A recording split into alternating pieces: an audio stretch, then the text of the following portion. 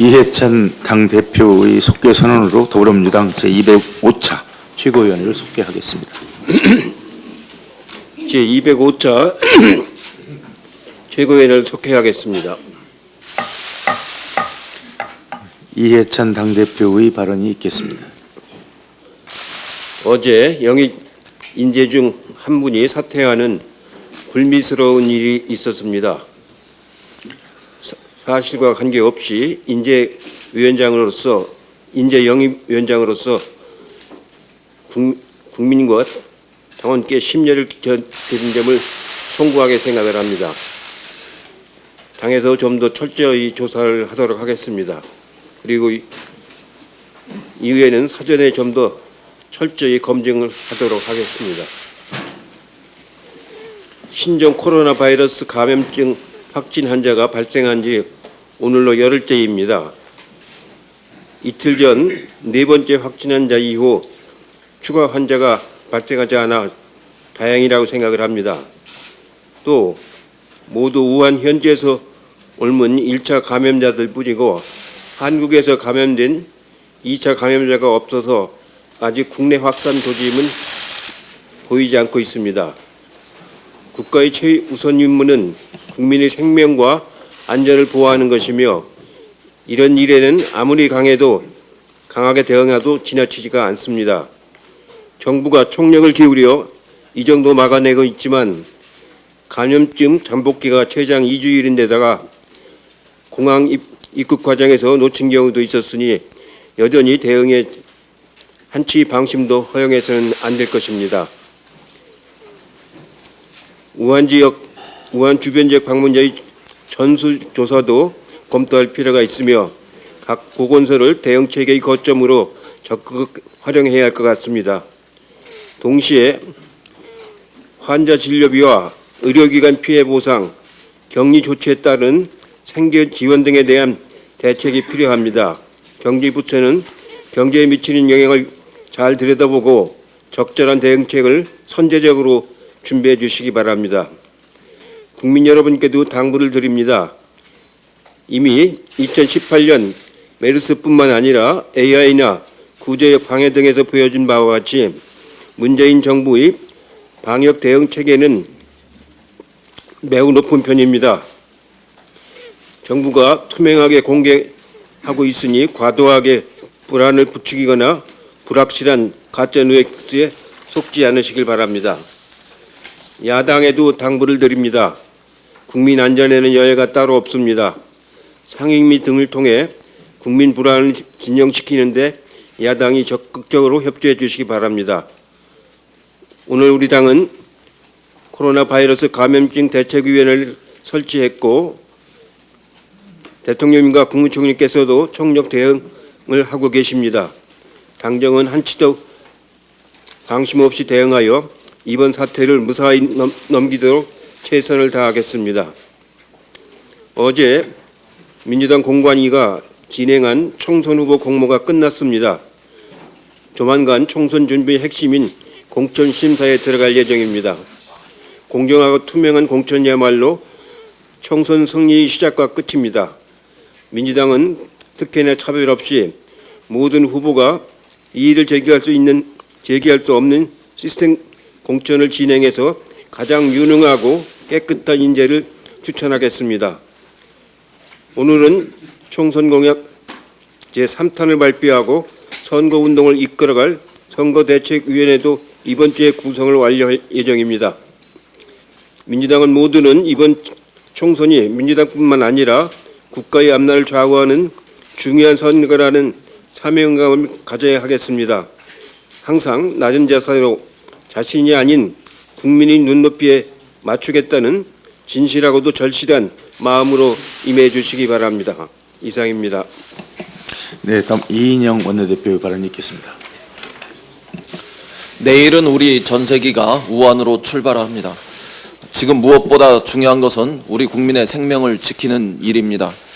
위기에 처한 국민을 돕기 위한 정부의 신속한 대응을 환영합니다. 전 세계 중국 국민들을 도울 구호 물자도 함께 보낸다고 합니다. 대웅제약, 현대자동차 등 민간 차원에서도 우한 힘내라 등 어려움에 처한 중국 국민을 돕는 자발적 운동이 시작되었습니다. 중국 대표 언론인 환구15와 웨이보 등에서 우리 국민들의 신속한 지원 소식이 전해지면서 중국 국민들이 환영하고 있다는 소식도 들려오고 있습니다. 우리 교민들을 긴급 수송하기 위해 특별 전세기에는 대한항공의 베테랑 직원들이 자원해서 탑승한다고 합니다. 위기 상황에서 우리 국민의 성숙한 힘이 단연 돋보이고 있습니다. 어제는 자유한국당의 심재철 원내대표께서 초당적 대응의 중요성을 강조하셨습니다. 세세한 방법에 대해서는 생각이 다를 수 있지만 정치권이 함께 손잡고 국민을 안심시켜야 한다는 점에서 여야의 뜻이 다를 수 없다고 생각합니다. 충분히 토론하고 지혜를 하나로 모읍시다. 민주당은 이번 사태를 슬기롭게 극복할 수 있도록 자유한국당을 비롯한 야당과 머리를 맞대고 또 뜻을 하나로 합치겠습니다. 내일 국회 보건복지위가 열립니다. 정부의 대응 상황을 점검하는 한편 지금 국회가 할 수 있는 일을 신속하게 찾아보도록 하겠습니다. 방역 제1선에서 현실적으로 또 헌신적으로 복무하고 있는 방역 관계자들을 지원할 방법도 찾아보겠습니다. 정부의 총력 대응을 제도적으로 뒷받침하기 위해 법사위에 계류된 검역법의 개정안도 신속히 통과시킬 수 있도록 협의하겠습니다. 이 법안은 감염병 위험도에 따라서 검역 관리 지역을 탄력적으로 지정하고 차등화된 검역 조사 및 조치를 시행할 수 있도록 돕는 법입니다. 매우 시적절하고 시급한 법이 되겠습니다. 최악의 상황에 대비하되 차분하고 냉정하게 우리 모두가 대응해야 합니다. 무엇보다 중요한 것은 방역 당국의 냉철한 상황 대응입니다. 위기 상황에서 상황을 과소평가하는 것도 위험하지만 현실 감각을 잃고 혼선을 초래할 이런 상황을 만드는 것은 더욱 위험할 때가 있습니다. 한정된 방역 자원을 효과적으로 사용하는 것도 매우 중요해 보입니다. 우리 정부는 사스와 메르스 사태를 거치며 확고한 위기 대응 체계를 확립해 놓고 있습니다. 엄청난 대가를 치르며 확립한 소중한 위기 시스템입니다. 우리 국민들께서는 우리 정부의 위기 관리 능력을 믿고 한결같은 마음으로 혼연일체가 되어서 위기 극복에 나서 주실 것을 부탁드립니다. 정치권과 언론의 협력도 매우 중요합니다. 국민의 불안한 마음을 더욱 불안하게 만드는 일은 가짜뉴스 등의 일부 행태를 통해서 부적절하게 나타나고 있습니다. 국민의 생명과 직결된 사안일수록 정확한 사실 보도와 또 국민을 안심시키는 보도가 매우 중요합니다. 가짜뉴스 하나가 엄청난 후폭풍을 몰고 올 수도 있다는 점을 인식하고 매우 절제되고 정제된 보도가 있어야 되겠습니다. 정치권의 성숙한 대응도 매우 중요합니다. 이해찬 대표께서도 말씀하셨지만 모든 정쟁을 중단하고 일사불란하게 한마음으로 정치권이 솔선수범해 나가야 하겠습니다. 성급한 논란은 자칫 국민과 경제를 패닉 상태에 빠뜨릴 위험이 있기 때문입니다. 지금은 정치권과 언론을 비롯한 국민 모두가 힘을 하나로 모을 때입니다. 정보를 투명하게 공개하고 충분히 토론하되 우리 모두 힘을 하나로 모아서 슬기롭게 극복해 나갈 수 있기를 기대합니다. 이상입니다. 네, 박주민 최고위원의 발언이 있겠습니다.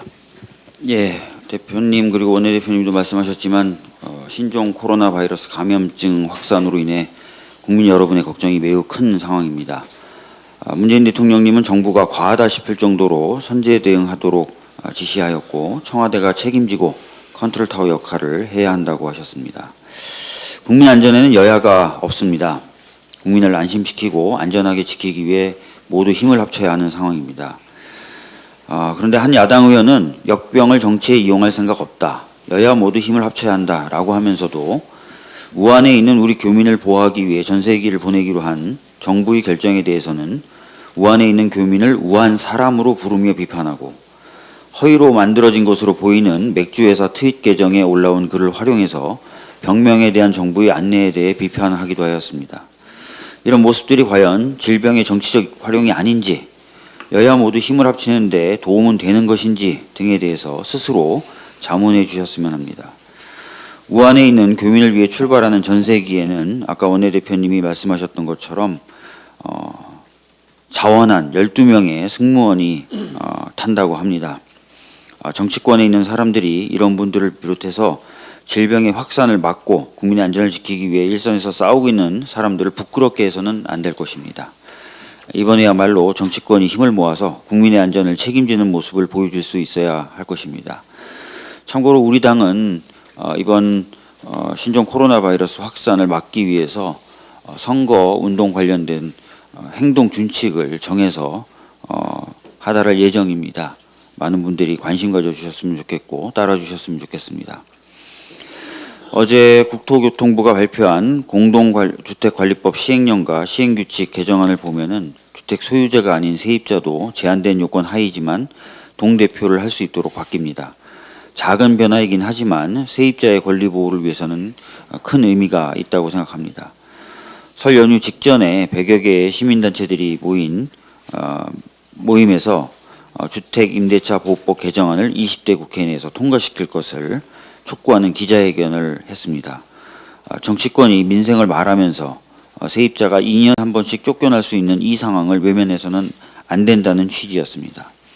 임대차 계약 기간을 1년에서 2년으로 늘린 것이 1989년입니다. 이미 31년이 지났습니다. 제가 시민단체와 함께 논의해서 발의한 주택임대차 보호법 개정안 경우 3년이 넘도록 국회에서 제대로 논의조차 되지 못하고 있는 상황입니다. 이미 미국의 주요 도시나 영국, 독일, 프랑스와 같은 주요 선진국에서는 세입자들의 주거 안정을 위한 정책을 다양하게 시행하고 있습니다. 그 결과 독일은 세입자의 평균 거주 기간이 약 12.8년에 달한다고 합니다. 아직 20대 국회의 시간은 남아 있습니다. 이제는 여야가 민생을 말로만 외칠 것이 아니라 서민의 삶을 조금이나마 개선할 수 있는 그런 정책 결과물을 내놓아야 할 것이라고 생각합니다. 여야가 이런 부분에 있어서도 힘을 합쳤으면 합니다. 이상입니다. 네, 일단 박광원 최고위원의 발언이 있겠습니다. 네, 신종 코로나 바이러스의 확산에 대한 우려가 큽니다. 그만큼 우리 국민들의 극복 의지도 강합니다. 그런데 이 사이에 더 위험한 것이 허위 조작 정보가 있습니다. 우리 당의 허위 조작 정보 대책 특위에서 모니터링을 한 결과 유튜브 4개 채널에서 어제까지 41개 허위 조작 정보가 생산 유포됐습니다. 어제 반나절 만에 35만 회가 조회될 정도로 속도가 빠르게 확산되고 있습니다. 일부 커뮤니티에서는 방송통신심의위원회의 규제를 피하기 위해서 조작 영상을 만들어서 올렸다가 조회수가 어느 정도 올라가면은 삭제하고 다시 만들어서 재배표하고 재삭제하고 하는 이런 반복적 행태를 보이고 있는데요. 조직적이고 범죄적 수법입니다. 강원 산불 때도 마찬가지입니다. 국가적으로 어떤 위기가 닥쳤을 때 이런 허위 조작 정보들이 기승을 부리는데 목적은 분명합니다. 정부와 국민을 이간하고 사회 혼란을 조장하고 사회 분열을 책동하기 위한 것입니다. 테러 행위와 같습니다. 당과 정부는 강력하게 대처하겠습니다. 무관용의 원칙을 갖고 대처하겠다는 말씀을 드립니다. 기업들도 위기의식을 갖고 동참해 주셨으면 합니다. 허위 조작 정보를 유포시키는 유튜브 채널에 이 기업들의 광고가 무차별적으로 붙고 있습니다. 기업들, 광고주들이 자체적으로 모니터링을 해서 그런 채널들에 대해 유튜브에 강력하게 문제 제기를 하는 방식으로 허위 조작 정보 생산, 유통을 차단하는 데 동참하실 수 있을 겁니다. 이것은 기업을 위해서도 필요하고 국민을 위해서도 꼭 필요한 일이라고 생각합니다. 우리 정부와 국민들의 국가 위기 대응 능력은 세계적입니다. 이미 대표님이나 또 원내대표님 말씀하셨습니다만 2003년 사스 발생 때 세계적으로 8,000명의 감염, 사망자 774명이 발생했습니다만 우리나라에서는 3명의 감염자만 발생했고 사망자는 없었습니다. 세계보건기구가 우리나라의 사스 예방 이 대응 체계를 보고 모범국이라고 평가했을 정도입니다. 메르스 사태로 33명의 목숨을 잃은 뒤에 이 방역 체계에 대한 국민들의 이 요구, 현대화 요구가 더 강해졌고 문재인 정부의 재난 대응 체계는 훨씬 더 강화됐습니다. 이런 상황에서 자유한국당이 이 문제를 갖고 정치 공세의 소재로 삼는 것은 대단히 유감스러운 일입니다. 일부 국경을 봉쇄해야 한다는 등의 정말로 극우 포퓰리즘 주장은 실효성도 없고 또 국제 기준에도 맞지 않습니다. 최소한의 외교적, 경제적 고민조차 없는 이러한 주장이 공당에서 나온다는 것이 정말 믿어지지 않습니다. 자유한국당이 해야 될 일은 검역 체계를 현대화하는, 그러니까 1950년대에 만들어진 이 검역법을 개정하는 일에 동참하는 것입니다. 현재 이 개정안은 법사위에 계류되어 있습니다. 그리고 우리 경제에 미칠 부정적 영향을 최소화하는 데 머리를 맞대고 함께 수기해 줄 것을 요청합니다. 다시 한번 말씀드립니다. 국민의 생명과 안전, 민생 문제를 정치 공세의 소재로 삼는 일은 제발 그만두시기 바랍니다. 이상입니다. 서른 최고위원의 발언이 있겠습니다. 코로나 바이러스 확진 환자가 발생해서 국민 불안이 커지고 있습니다. 어제 문재인 대통령께서 강력한 선제 조치 시행을 강조했고 정부는 지역사회의 2차 감염을 막기 위해서 총력전을 펼치고 있습니다. 신종 코로나 바이러스의 확산을 막고 조기 종식시키기 위해서 정부의 강력한 선제 대응과 함께 정치권의 초당적 협력이 필요한 시점입니다. 지금 국회가 해야 할 일은 감염병 확산 방지에 사각지대가 발생하지 않도록 정부, 시민과 협력 체계를 구축하고 함께 노력하는 것이 중요합니다. 강력한 선제 대응을 위해서 인력, 예산 등 부족한 것은 없는지 점검해서 감염병 대응 현장의 필요를 충족시켜주는 것이 국회가 해야 할 일이라 생각합니다. 신종 코로나 바이러스를 조기에 통제하고 국민 건강과 안정을 지키기 위해서 야당이 정쟁 중단을 선언하고 초당적 협력에 나서줄 것을 촉구합니다. 그리고 가짜뉴스 등 왜곡된 정보의 유통으로 국민 불안이 과중되는 것도 경계해야 할 일입니다.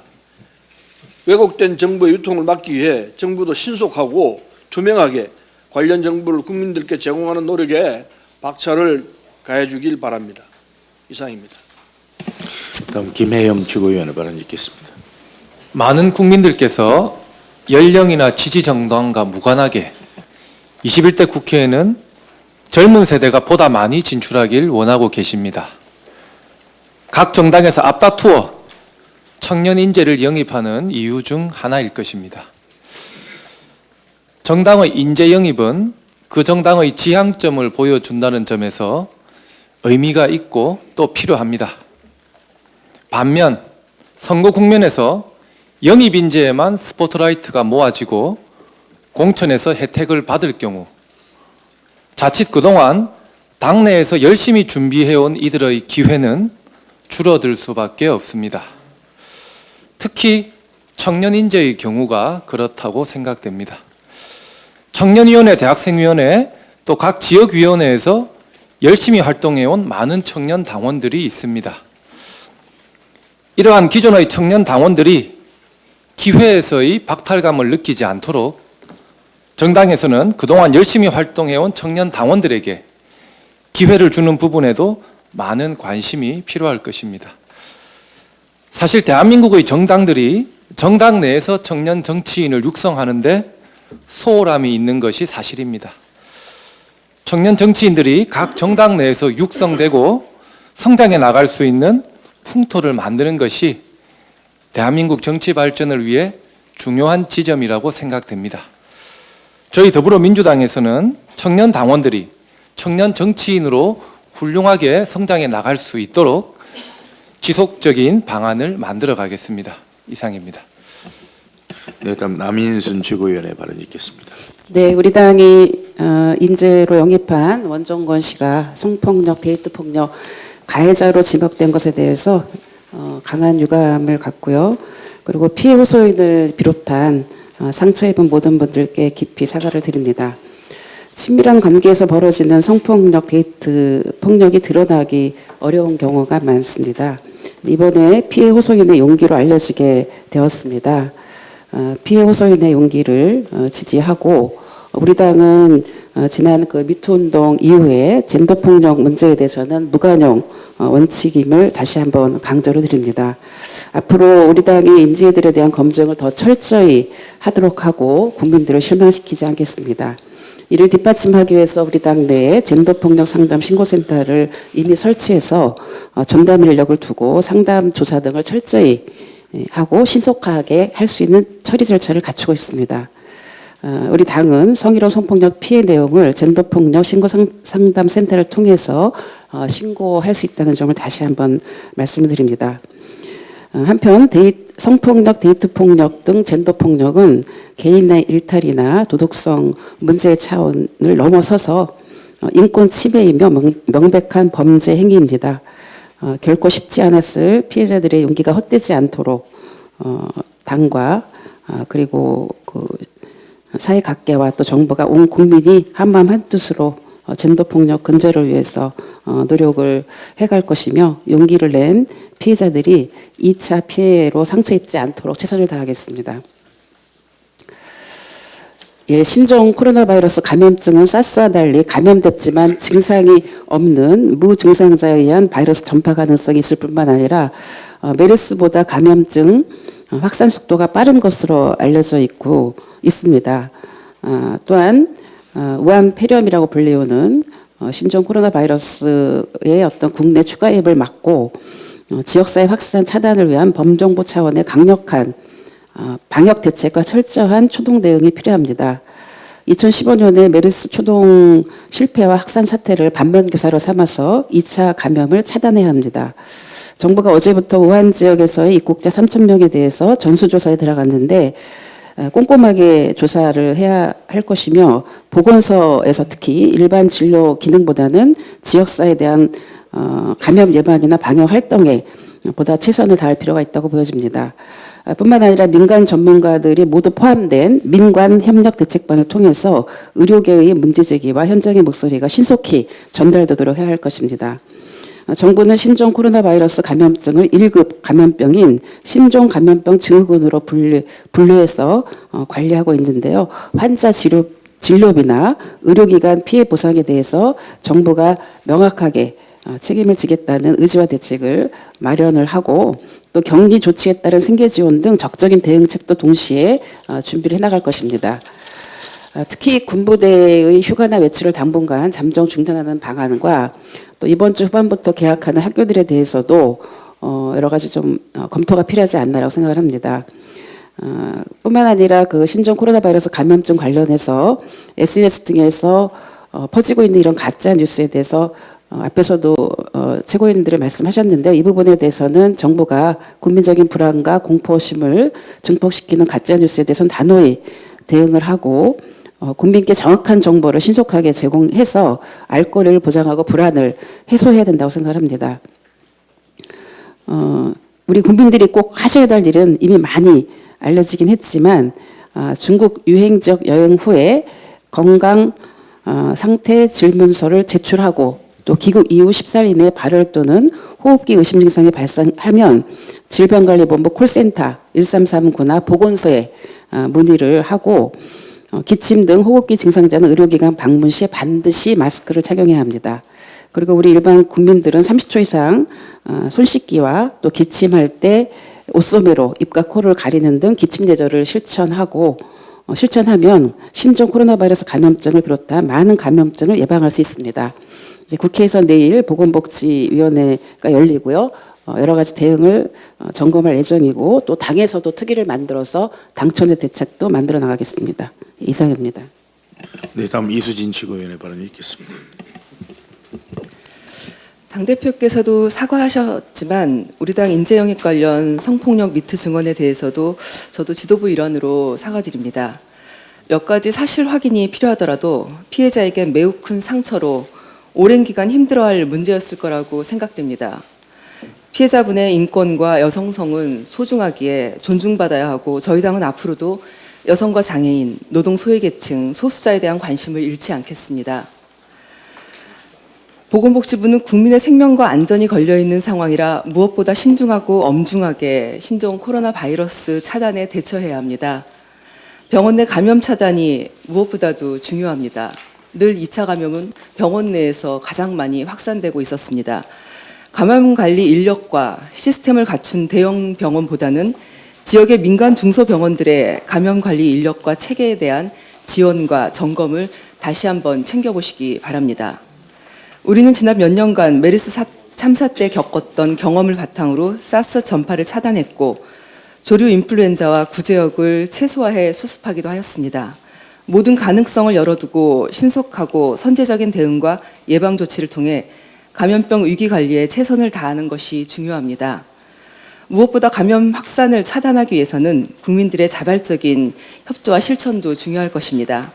감염병 예방 행동 수칙 준수하고 정부의 지침에 협조해 주신다면 이번 위기도 슬기롭게 극복할 수 있을 것입니다.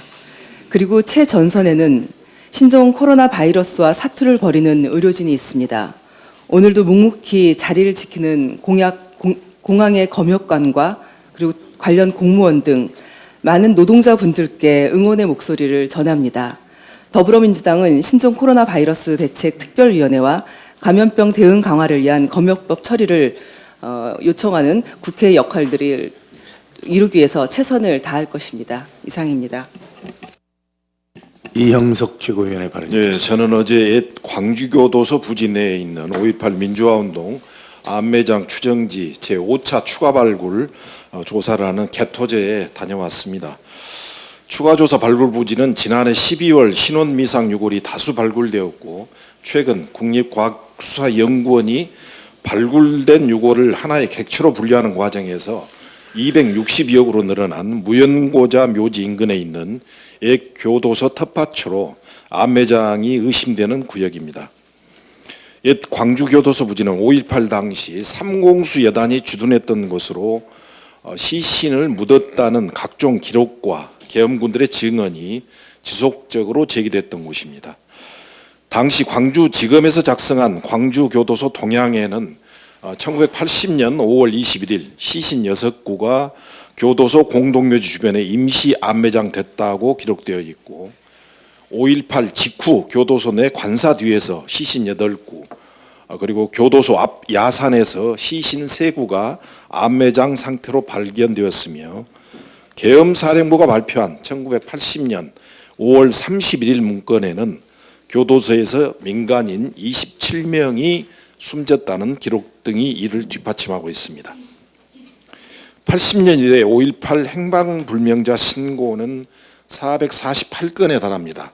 하지만 심사를 거쳐서 관련자로 인정된 사람은 84명에 그치고 있습니다. 40년 동안 끊임없이 소가리를 했을 행방불명자 가족들의 한이 풀어질 수 있도록 관계기관들의 더 적극적인 조사를 촉구합니다. 이상입니다. 네, 이상 모두 발언을 마치고 회의를 비공개로 전환하겠습니다. 언론인 여러분들의 협조를 부탁드립니다.